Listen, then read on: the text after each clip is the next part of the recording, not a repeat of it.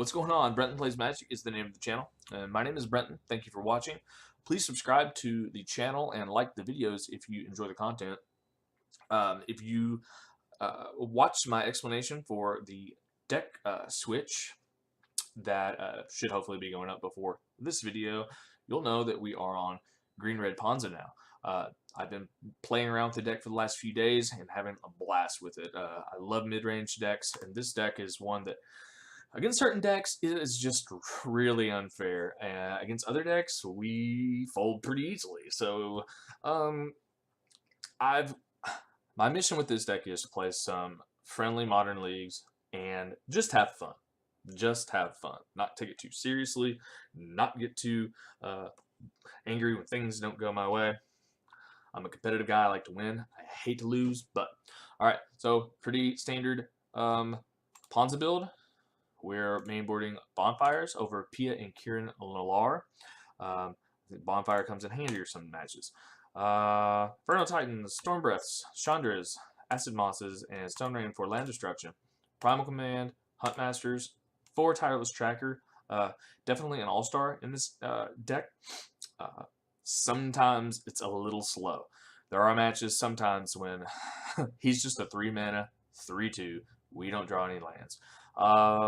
I don't know. Sometimes I feel like MTGO just kind of screws us up, and sometimes it's just Flood City. Other times we're just bone dry when it comes to lands. But that's probably Magic in general. Trinisphere, as I previously explained last video, freaking amazing card. It just almost feels like it should be main deck, but the matches where it really shines, when it comes in, it just really helps us post board. We got some Artifact Hate and Grudge and a Braid. Anger of the Gods can clear the board. Trying out Scavenging Ooze along with Relic to give us an extra threat, gives us some life gain, and clears their yard. Sometimes we have extra mana at the end of turns if we're not drawing our big threats to spend it. Nature's Claim, sometimes we come across that one enchantment that's just difficult to kind of mess with. Maybe like a Bitter Blossom would be a good example of one to kill. Kitchen Finks helps slow the opponent down. Works great against like Death Shadow, things like that. So, without further ado, let's get a match in.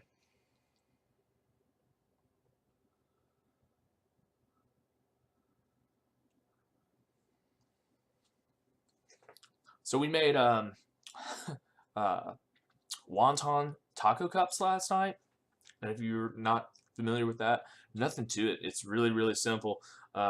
You basically will make a ground beef taco filling, however you like to do that. If you're just very simple, you don't like to mess around with it, just brown up ground beef and use a premixed taco seasoning pack. Just follow those directions, and you basically take like a muffin tins, spray some oil in there, and you can get the wonton wrappers, that really thin dough.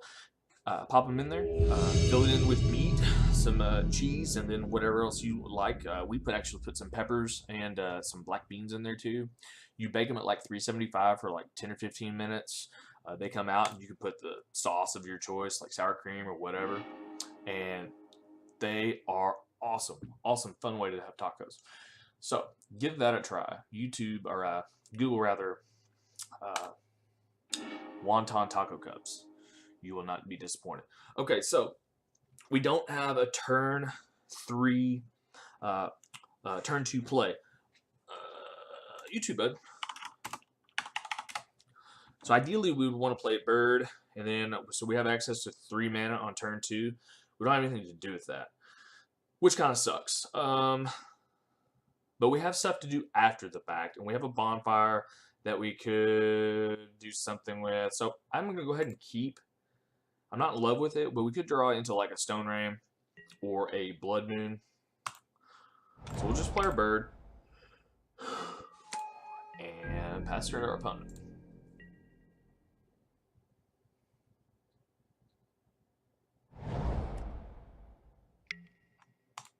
Okay. So if we're going to play against Tron, we would rather see regular Tron, not Eldrazi. Just for the fact that the turn 2 Thought Knot really is a bastard. Okay, so this is what we wanted, right? we'll go ahead, since we don't have a Blood Moon, we'll go ahead and grab. I think it's smart to go ahead and grab a Stomping Ground, and I hate to take the 3 damage from it all, but I would rather not. I would rather have access to double of both colors, because that's important in this deck. Sometimes you can kind of get ahead of yourself, and without thinking, you just grab a land out of some kind of habit you're starting to build up, and then you realize, oh crap, I don't have another map. Okay, I don't have access to double green for Acid Moss, or double red for Stormbreath Dragon, maybe, or a Chandra, you know? Alright, so let's run out our Huntmaster. So Huntmaster is like a really cool card that, again, as many people who know Ponza and talk about Ponza would make the point of, rather. You won't see this deck. I've never seen this card play anything outside of this deck, I believe. Maybe some other green-red lists that hope to do some other things with ramp. But you get a 2/2 dude and 2 life when he comes in, and then he flips, and it deals 2 damage to the opponent and 2 damage to a creature they control, and he's a 4/4 trample. So it's kind of cool, right? Alright, so he's still on 2 lands. Now, what would be really awesome here is he flip right here? Yeah. So he flips. Now you have to watch on the left side of the screen and make sure you don't place your triggered abilities. Okay. Target opponent. And he doesn't have a dude. That messed me up first time because I didn't realize that it dealt 2 damage to their dude as well. So you want to make sure it highlights it highlights your guys, so you don't want to try to kill one of your dudes. So say okay. It's just really stupid the way that all works right there.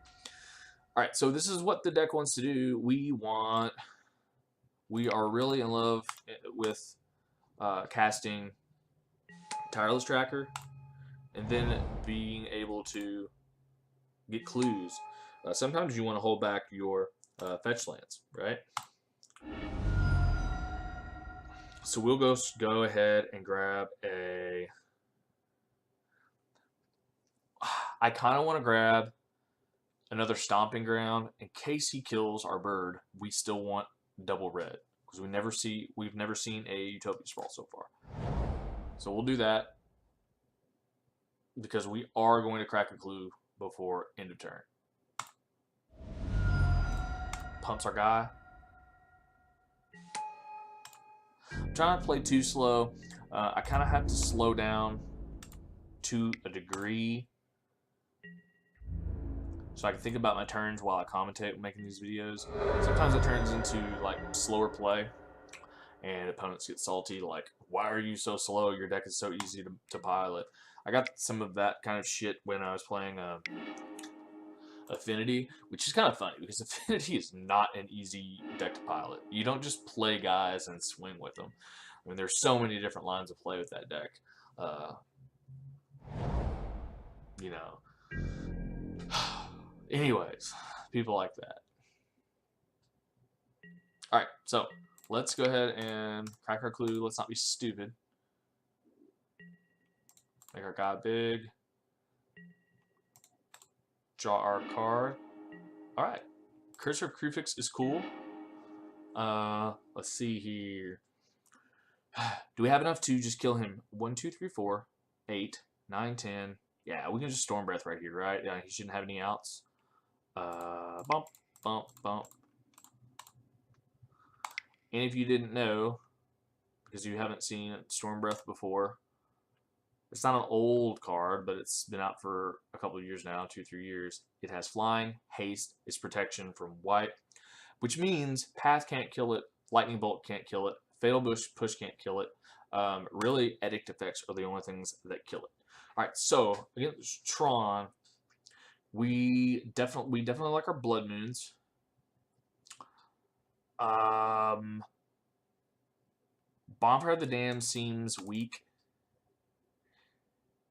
He's not playing. He doesn't. He's got a lot of big, powerful threats. If he lands some of them, I don't think Nisa is very good. We didn't talk about her earlier. I'm still on the fence about Nisa, Voice of Zendikar.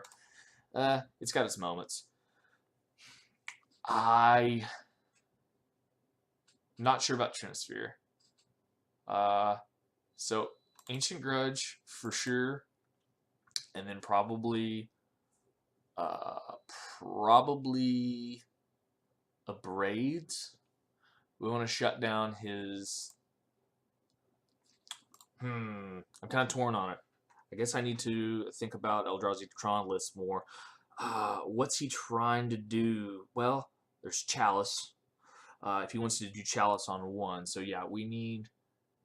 He's got all his stupid Tron pieces. His stupid little shitty Tron artifacts. Your spheres and stars and all that. Well, I guess his version doesn't play that. But he does play the Expedition mats and the other... the Chalice of the Voids and all that. Is there anything else on our board that is relevant?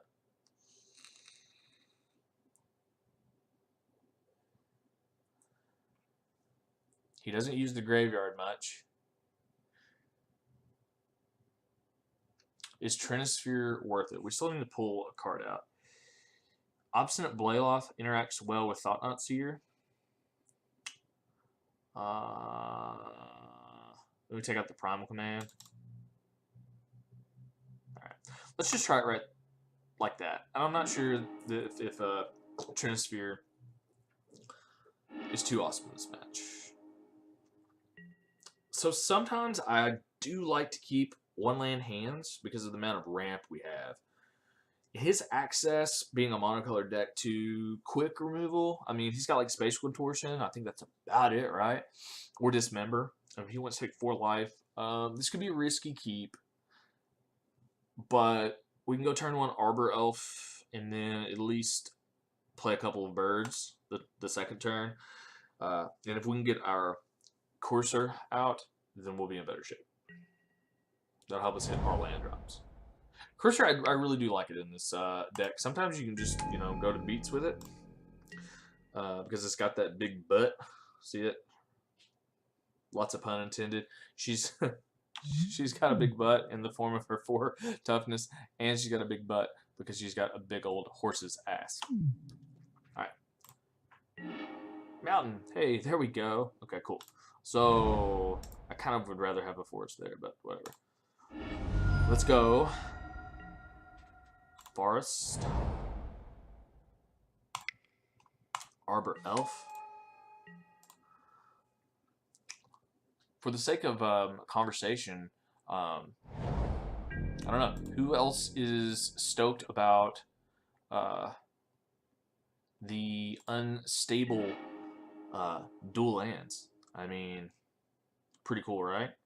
We've kind of been spoiled as of last few sets because we've seen like a lot of these really cool looking full art lands just come standard in the sets, going back to like what Zendikar, I think. And those lands are really cool. I like them, especially the foils. I've got a handful of foils in those, but the new unstable lands I think look really cool. I like the unhinged lands too. You see a lot of those in here. You see a lot of those in your modern decks where the guys get really fancy and buy the expensive cards. So like this foil mountain came with... So does he get a waste, I wonder? Eldrazi Temple. Yeah, you know it's going to be a mountain, right? So I guess he doesn't have anything else to get, right?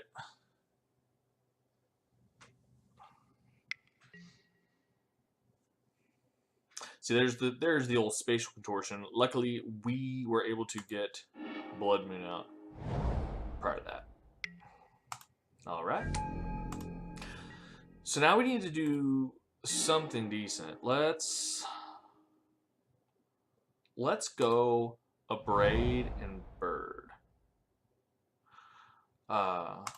Before I lose my place, let's explain our play. I want my mana ramping to be back up, but I don't want him getting the stuff he wants. Let's blow up the expedition map. Wow. But to go back to my point, this foil mountain came with the Amonkhet lands, so whatever. This Blood Moon, this foil Blood Moon, when I bought it from MTGO traders, happened to be like $1 or $2 cheaper than the other ones. Don't ask me why. Sometimes like the foil ones will be cheaper. I'm like, okay. I always buy the cheapest card. I don't give fuck all if they're foil or not. I don't get in the whole foil out my deck. It makes me look cool and intimidate the guy across the table from me. My money's spent better in other places, to be perfectly honest. Let's run the cursor out. And now our land. We'll go ahead and go bird. And our land. We'll yield to that. And we'll pass.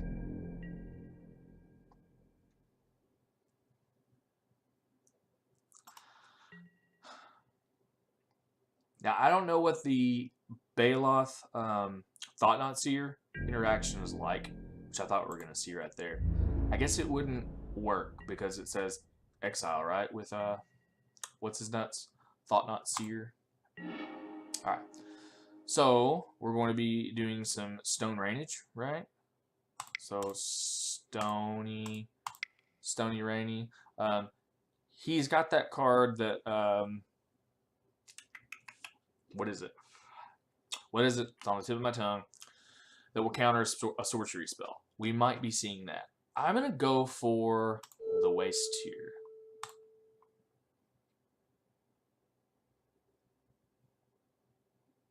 If he doesn't have that card, the next Stone Rain is pretty good. That's it. Warping Well. I gotcha. Cool, man. Good play. Good play. Okay.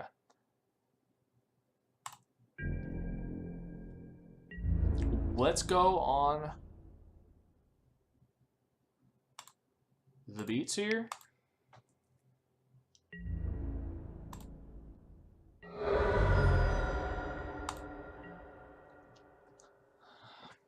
Again, we're seeing the power of Blood Moon right here. I mean, oh, Reality Smasher. He's big. He is big. Stone Rain is not going to quite get us there, is it? I think we go ahead and pay the Baloth here. 1, 2. Let's go ahead and play that. Oh, Stormbreath Dragon will be cool. Let's go ahead and play. We can play the Baloth. Pew.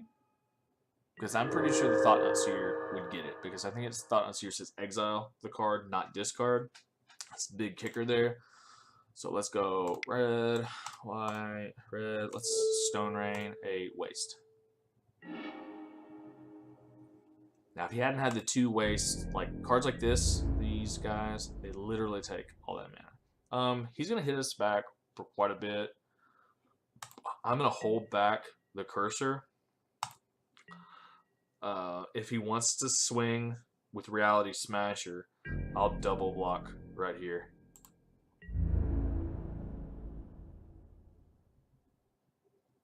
Because he won't be able to deal with Storm Breath. Alright. So, 1, 2, 3, 4, 5. Again, just a big nasty threat. And then we can get monsters pretty soon. It costs 7 mana. 1, 2, 3, 4, 5, 6, and 7 the following turn. Yeah, if you pick this deck up and you're not super familiar with all the cards, make sure you study all of them and read all the text, because like Stormbreath Dragon, especially online right here, you see this big text, the red, the blue, and you're thinking, then you see all the shit underneath it with the monstrous explanation, and you might miss the fact that it has haste. You know it's flying because it's a dragon, right? But it has haste. You don't want to miss that damage. So he's got 3 cards in hand. When we get monstrous, which we might play the Huntmaster actually. We're going to go ahead and take that damage.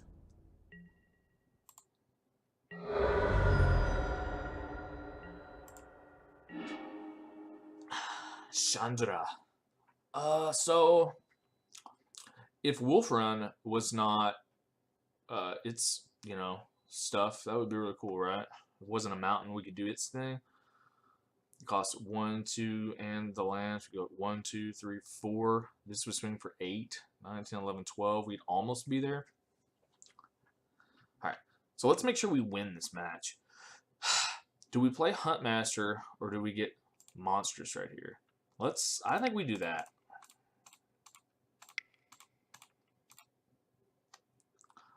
Monstrosity.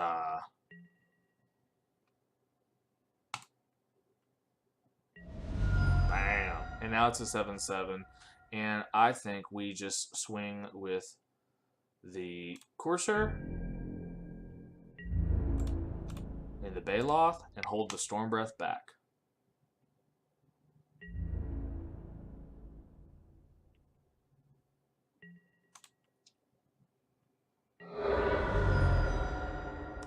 Matter Reshaper is a cool card. There's definitely some value there.